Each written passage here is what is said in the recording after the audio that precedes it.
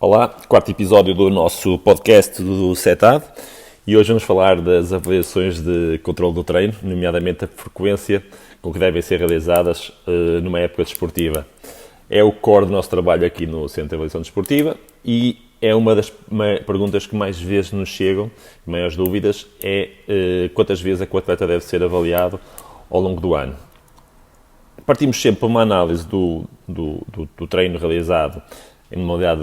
de endurance, como seja o ciclismo, seja o triatlo, ou mesmo corrida de maratonas ou ultra endurance, e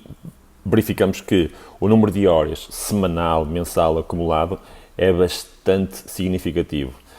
comparativamente com outras modalidades. O desgaste é sempre também, normalmente, maior do que outras modalidades, como modalidades coletivas, etc. E por isso mesmo, carece de um controle maior do trabalho que o atleta vai fazendo ao longo do tempo, sob pena de prevenir desgaste exagerado e não trabalharmos com cargas de treino que já estão desadequadas para o nível do atleta. Se analisarmos o tipo de trabalho que é feito nestas modalidades, o planeamento considera sempre blocos de 3, 4 semanas de intensidade, com uma semana a seguir de recuperação, ou seja, pressupõe que para haver uma adaptação ao treino é preciso passar, ou para haver alterações significativas após uma avaliação, é preciso passar pelo menos por 2 blocos desses, pelo que só passado 8 a 10 semanas é que será pertinente fazer nova avaliação. Normalmente, a referência que nós damos, para também não se cair no exagero, para um atleta amador, 3 a 4 avaliações por ano são o ideal, sendo que, a partir do momento em que, jurando fundo, já estamos com um nível competitivo maior, já queremos aprimorar mais a otimização da máquina, do atleta, em termos de peso, em termos de FTP, em termos de VO2 máximo, queremos melhorar um bocadinho mais as capacidades para conseguir tirar um bocadinho mais proveito da performance do atleta em prova. Então aí, por vezes, podem ser necessárias mais 2, 3 avaliações ao longo do ano, de forma a conseguirmos controlar certos ciclos de treino, estes tais ciclos de 4 a 5 semanas, onde poderemos desenvolver características muito específicas que são necessárias a otimizar naquela fase da época, porque, por exemplo, podemos controlar um atleta que tem uma prova muito importante em julho, o atleta controlado em maio, e verificamos que há ali aspectos, seja do VO2 máximo, seja do FTP, que ainda precisam de ser trabalhados para o atleta conseguir a performance que nós ambicionávamos e o atleta também para a prova. Então aí podemos fazer um ciclo de trabalho mais específico para essa capacidade, para essa vertente, também fisiológica, e depois voltar a reavaliar, a verificar o quanto é que conseguimos aumentar, quanto conseguimos evoluir nesse parâmetro, e então procurar ainda fazer alguma afinação antes da prova. Em relação ao timing em que devem ser feitas as avaliações, devemos ter sempre em consideração que após um ciclo de carga, onde a carga vai crescendo semana a semana, durante 3, 4 semanas, há um desgaste acumulado do atleta, pelo que a escolha da altura ideal para a avaliação deverá ser em consonância com o treinador, de forma a encaixá-la num período onde haja já uma adaptação, uma recuperação do atleta após as cargas a que foi submetido e que a própria avaliação possa realmente evidenciar o trabalho que foi feito até aí. Senão, se apanhamos um período de fadiga ou de carga mais pesada, não só os dados da avaliação podem ser comprometidos, como os resultados podem não indicar verdadeiramente o quanto o atleta evoluiu até ali. Depois, podemos ainda verificar que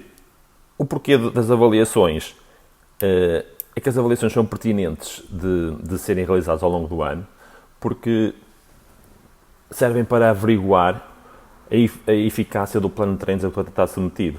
E quando, por exemplo, e posso pegar, andar um bocado para trás e encontrar atletas que diziam há uns anos atrás assim, eu faço uma avaliação no início do ano e depois utilizo aqueles valores toda a época. Para utilizar uma avaliação no início do ano para toda a época, basicamente até era preferível, se calhar, não fazer avaliação nenhuma, porque não vai estar a trabalhar com valores fidedignos, porque passado algumas semanas, como a gente já viu aqui, é pressuposto que o treino altere a performance do atleta. O atleta não vai treinar sempre em cima da mesma performance, sempre na mesma intensidade ao longo do ano, pelo que é completamente descabido pensar até numa situação dessas, numa altura em que o conhecimento na área do treino está tão evoluído como nos dias que correm. Assim, devemos utilizar as avaliações com pertinência e para nos ajudar a averiguar se o plano de treino está a ter resultados, estamos a atingir os nossos objetivos, e também para verificar os pontos débeis naquele momento do atleta e que carecem de ser desenvolvidos e quando ao longo da época desportiva. Assim, e fazendo um resumozinho do que falamos aqui hoje, o controle do treino, as avaliações, e pode ser o teste de lactato, pode ser um teste de VO2 máximo, ou até uma avaliação mais completa, como os protocolos in seed, que são mais detalhados e vão buscar muito mais valores mais precisos do atleta. Mais à frente podemos decompor cada uma destas avaliações. Devem ser realizadas com uma frequência de 3 a 4 vezes por ano, sensivelmente 3 em 3 meses, com o intuito de verificar quanto é que o atleta evoluiu até esse período, como são as modalidades de resistência. Precisamos dar algum espaço entre avaliações para que os treinos surtam realmente efeito e para que, a partir desses resultados, possamos perspectivar novos objetivos e então perspectivar uma evolução do atleta a curto e médio prazo a cada avaliações. De notar também que a performance do atleta não fica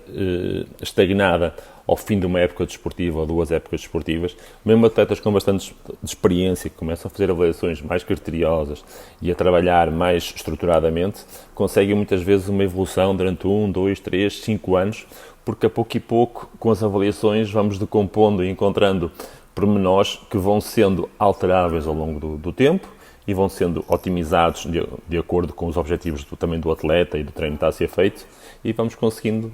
maiores resultados, melhores performances depois nas provas a que nos submetemos. Pronto, penso que falamos um bocadinho do que será o ideal em termos da frequência de avaliações. Continuem a mandar as vossas dúvidas e para a semana, quarta-feira, voltamos com um novo podcast. Obrigado!